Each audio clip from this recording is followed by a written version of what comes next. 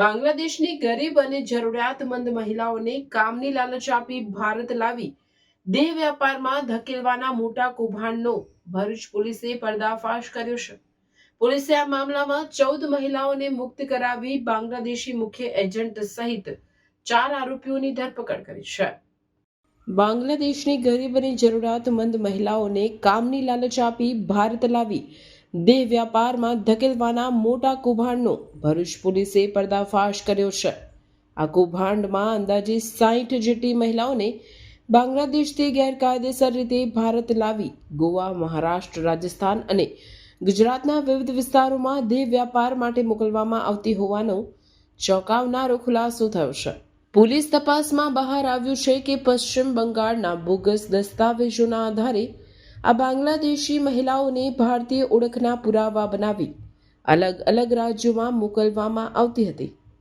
Bharuch crime branch અને એસઓજીની સંયુક્ત કાર્યવાહીમાં ભરૂચના અલફારૂક પાર્ક સોસાયટીમાંથી બાંગ્લાદેશી 12 અને અન્ય 2 મળી કુલ 14 પીડિત મહિલાઓને મુક્ત કરાવવામાં આવે છે.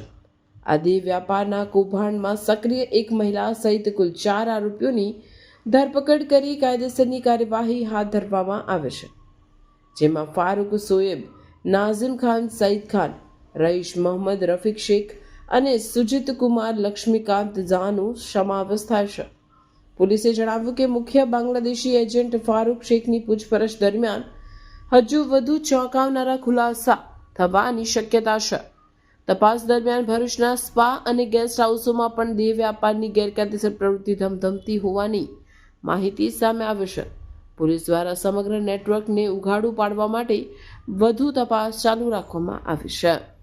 ભારત દેશની આંતરિક સુરક્ષાને ખતરારૂપ તેવા ઇલીગલ રીતે ભારતમાં ઘૂસેલા બાંગ્લાદેશીઓને પકડવા માટે ગુજરાત સરકારના સીએમ સર અને ડેપ્યુટી સીએમ સર દ્વારા પોલીસને સખતપણે સૂચના આપવામાં આવેલી હતી, જેના ભાગરૂપે ગુજરાત રાજ્યના ડીજીપી સર અને બોર્ડર રેન્જના આઈજીપી સાહેબ દ્વારા માર્ગદર્શનને અનુસરીને ભરૂચ પોલીસને ખૂબ મોટી સફળતા મળેલી છે કે જેની અંદર બાંગ્લાદેશમાંથી ઇલીગલી ઘૂસેલા એજન્ટો અને તેમના મારફતે ઇલીગલે મહિલાઓને ફોસલાવીને દેહ વ્યાપારમાં ધંધો કરવા માટે અલગ અલગ જગ્યાએથી મહિલાઓને અને દીકરીઓને બોલાવીને તેમની પાસે દેહ વ્યાપારનું કામ કરતી એક મુખ્ય ટોળકીનો પર્દાફાશ એલસીબી ભરૂચ અને એસઓજી પોલીસ દ્વારા કરવામાં આવેલો છે.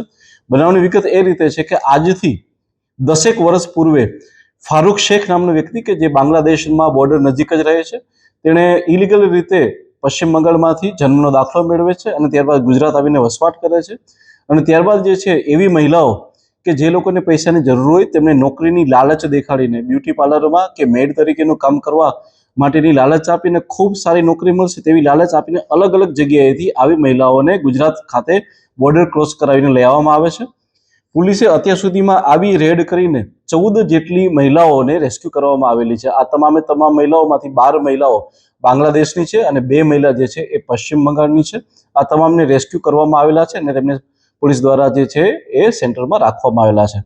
આ સિવાય આ જે ફારૂક શેખ નામનો વ્યક્તિ હતો તે અલ ફારૂક પાર્ક સોસાયટી કે જે ભરૂચ ખાતે આવેલી છે ત્યાં રહેતો હતો અને તેની સાથે તેના શાગરીતો એટલે કે નિઝામ ખાન કે જે મુસ્કાન સ્પાની અંદર તથા રઈસ શેખ કે જે સામાન્ય ગેસ્ટ હાઉસ ખાતે તથા સુજીત કુમાર કે જે અંકલેશ્વર ખાતે ગોલ્ડન સ્પા ચલાવે છે, આ તમામ લોકો ભેગા મળી આ મહિલાઓ કે જે પોલીસે રેસ્ક્યુ કરી છે તે અને એ સિવાયની બીજી કેટલીક મહિલાઓ કે જેને પોલીસ વિશે હાલમાં માહિતી મળી છે તેની સાથે મળી ગોવા, મહારાષ્ટ્ર, રાજસ્થાન તથા મધ્યપ્રદેશ ખાતે આ મહિલાઓને ત્યાં દેહ વ્યાપાર ત્યાં મોકલી આપતો હતો ને આ રીતે તે પોતાનો આખો વ્યવસાય ચલાવતો હતો.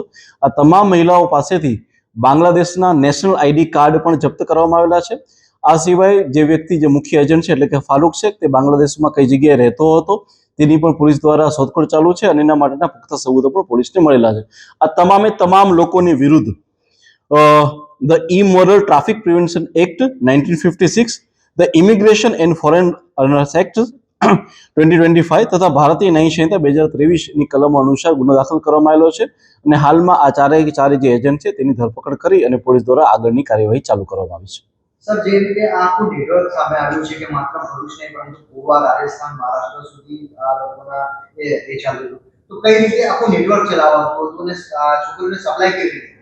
હાલમાં જે 4 એજન્ટોને પકડવામાં આવેલા છે તેના દ્વારા પોલીસના જે ઇન્વેસ્ટિગેશનની અંદર ધ્યાનમાં આવ્યું છે કે એ સિવાયના બી ઘણા બીજા સબ એજન્ટો હોય છે કે જે આ ગોવા મહારાષ્ટ્ર જગ્યાએ બેસતા હોય છે અને તેમના દ્વારા જ્યારે ટેલિફોનિક વાતચીત થાય છે ત્યારે તે લોકો દ્વારા ફોટાની આપ-લે કરી અને મહિલાઓને ત્યાં આ વર્ક કરવા માટે મોકલી આપવામાં આવે છે. આ મહિલાઓનું અન્ય કોઈ રીતે શોષણ થતું હોય કે તેમને ગોતી રાખવામાં આવતું એવા પણ મામલાઓ? જી બિલકુલ, હાલમાં જે અમે 4 છોકરીઓની જગ્યાએ રેસ્ક્યુ કરી એ ફારૂક શેખના ઘરેથી રેસ્ક્યુ કરવામાં આવી છે. ત્યાં એ મહિલાઓને રાખવામાં આવેલી હતી. એ સિવાય જે સ્પા સેન્ટરો અને જે ગેસ્ટ હાઉસ છે તેમાં પણ આ મહિલાઓને રાખવામાં આવેલી હતી અને હાલમાં તેમને આપણી મહિલાની સી ટીમ દ્વારા કાઉન્સેલિંગ કરી તેમની પાસેથી અન્ય માહિતી પણ એકત્રિત કરવામાં આવી રહી છે. અમારી Bharuch LCB police, SOG police તથા તમામ પોલીસ સ્ટેશનની ટીમ આ દિશામાં કાર્યરત છે કે ભારત દેશની આંતરિક સુરક્ષાને કોઈ પણ ભોગે સહન કરાવી લેવામાં નહીં આવે. આવા કોઈ પણ બાંગ્લાદેશી હશે તેના જડમૂળ સુધી જઈ અને તે લોકોની ધરપકડ કરવામાં આવશે અને ત્યારબાદ તેમને ડિપોર્ટ કરવામાં આવશે અને કાયદેસરની કાર્યવાહી કરવામાં આવશે. હાય હીર. હાય. અરે કેમ શું થયું? તારા મોઢા પર કેમ 12 વાગ્યા છે? અરે જવા દે ને, કેટલી મહેનત કરીને મમ્મી માટે ડિનર સેટ લાવી અને મમ્મી કહે કે નકરું પ્લાસ્ટિક લઈને આવી છે, હવે એક્સચેન્જ કરાવીને સ્ટીલનું ડિનર સેટ લાવવા કહે છે. હા તો એમાં શું થયું? સ્ટીલનું લઈ આવો. અરે જવા દે ને, ક્યાંથી સ્ટીલનું લાવું? આજકાલ સ્ટીલના વાસણો ક્યાં સારા મળે છે? કાં તો એ કટાઈ જાય, ફાટી જાય કે છેલ્લે કઈ નહીં તો વળી જાય. હવે સ્ટીલના વાસણો નહીં ફાટે, વળે કે નહીં કટાય. ભરૂચમાં સ્ટીલની કોઈ પણ વસ્તુ ખરીદવી હોય તો ભરૂચનું માત્ર એક જ સ્થળ, વર્ષોથી વિશ્વાસપાત્ર નર્મદા ઇન્ડસ્ટ્રીઝ. વાવ, આ તો બહુ હેવી અને સારી ક્વોલિટીનું સ્ટીલ લાગે છે. પણ આ બધી વસ્તુઓ પર ડિસ્કાઉન્ટ મળશે ખરું? અરે આ બધી વસ્તુ તને હોલસેલ ભાવમાં મળી જશે. ભરૂચના બધા હોટેલ્સ વાળા, કેટરિંગ વાળા બધા અહીંથી જ વાસણો ખરીદે છે. માત્ર ભરૂચમાં જ નહીં પણ વિદેશમાં પણ નર્મદા ઇન્ડસ્ટ્રીના ટ્રાય-પ્લાય વાસણોની ખૂબ જ માંગ છે.